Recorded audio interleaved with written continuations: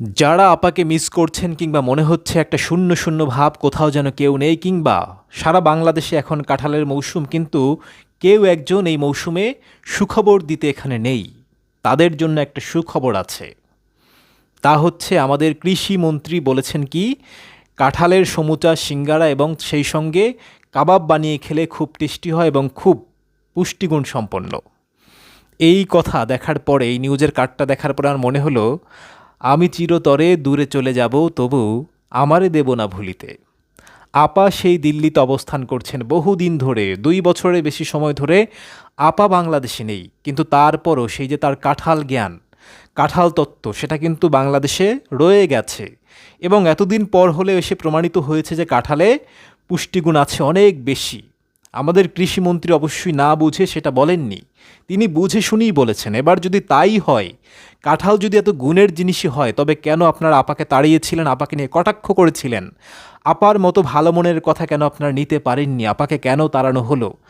আর আপনারা কেন এই কাঁঠালের গুণ বুঝতে 3টা বছর কাটালেন প্রায়? এই যে ধরেন, আপা যাওয়ার পরে কাঁঠালের গুণ বুঝতে আপনাদের একটা অন্তর্বর্তী সরকার আনতে হয়েছে, তারপর নির্বাচন দিতে হয়েছে, তারপর এতদিন পর এসে আপনারা বুঝলেন কাঁঠাল খুবই ইম্পর্ট্যান্ট।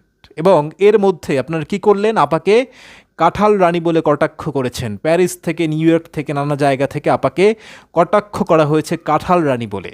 এবার সেই প্রশ্নে জবাব দিতে হবে, কেন কেন আপাকে কাঁঠাল রানী বলে কটাক্ষ করা হলো? তিনি তো ঠিকই বলেছিলেন, একেবারে এক্সাক্ট বলেছিলেন। তিনি কি বলেছিলেন? যে মাংসের বদলে কাঁঠাল খেতে, যখন আপনি মাংস খেতে পারবেন না তখন আপনি কাঁঠাল খাবেন। কি হবে? সমান সমান একটা ব্যাপার হবে। এই যে কাঁঠালের কাবাব, কাবাব আপনি কি দিয়ে খান আজীবন? মাংস দিয়ে। কাঁঠালের সিঙ্গারা কখনো খেয়েছেন? কাঁঠালের সমুচা খাননি। কিন্তু কৃষিমন্ত্রী বলেছেন যে এটা খুবই পুষ্টিগুণ সম্পন্ন। এবার আপনার উচিত এটা ট্রাই করা। আপা বহু আগেই বলেছিলেন।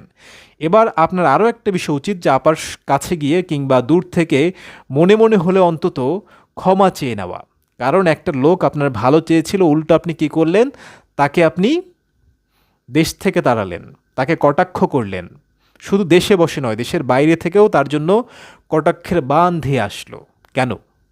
একটা লোক আপনার উপকার করতে চাইলো, তার আপনি এত অপকার কেন করলেন? কেন করলেন? কেন করলেন? কেন করলেন? সেই প্রশ্নের উত্তর দেওয়া জরুরি। কারণ যিনি ভালো চেয়েছিলেন বাংলাদেশের, যিনি ভালো চেয়েছিলেন বাংলাদেশের মানুষের, তাকে আপনারা কেন তাড়াবেন?